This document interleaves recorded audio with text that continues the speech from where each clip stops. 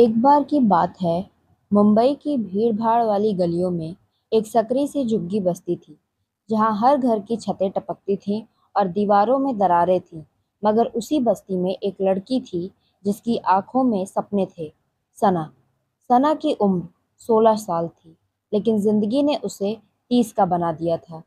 सुबह 4 बजे उठकर अखबार बांटना, फिर स्कूल जाना और शाम को माँ के साथ लोगों के घरों में बर्तन धोना, यही उसका रोज का रूटीन था।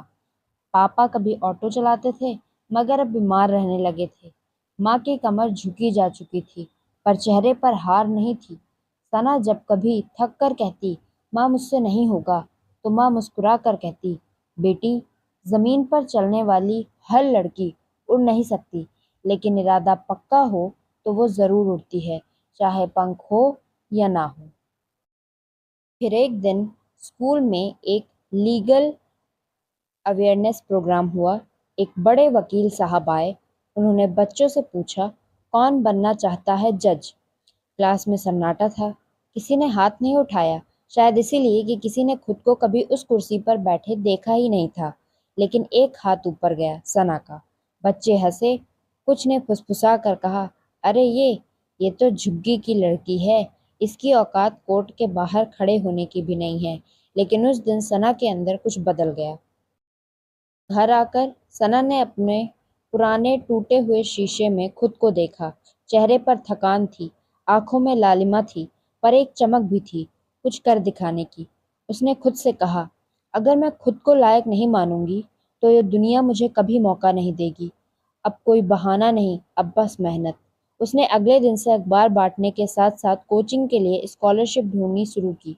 कई जगह गई, कई बार इनकार मिला, पर वह नहीं रुकी। आखिर एक छोटे से एनजीओ ने उसकी लगन देखकर उसे एक कोचिंग सेंटर में फ्री एडमिशन दिलवाया। अब उसकी दिनचर्या कुछ ऐसी थी। सुबह 4 बजे उठना, अखबार बांटना, स्कूल जाना, शाम को माँ के साथ बर्तन धोना और फिर रात 10 बजे से लेकर 1 बजे तक पढ़ाई। परीक्षा का दिन आया।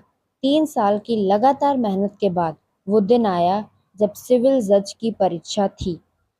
पापा की तबीयत खराब थी, माँ की आंखों में चिंता थी, लेकिन सना के हाथ में कलम थी और आंखों में वो भरोसा जो हालातों से बड़ा था।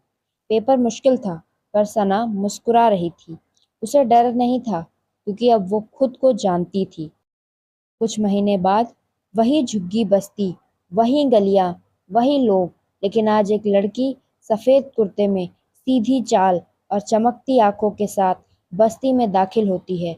बच्चे भागकर पूछते हैं, दीदी आप कौन हो? सना मुस्कुराकर जवाब देती है, मैं वही हूँ जिसे तुम सब ने कभी मजाक समझा था। आज मैं महाराष्ट्र सिविल जज बनी हूँ। और वो उसी शीशे के सामने खड़ी होती है जो कभी टूटा था। अब भी टूटा है, पर आज वो शीशा उसे कमजोर नहीं दिखाता, बल्कि वो बताता है कि टूटी चीजें भी रास्ता दिखा सकती हैं, अगर देखने वाले की नजरों में यकीन हो। इस कहानी का अंतिम विचार है, जहां आप रहते हैं वो आपकी मंजिल नहीं रोकता।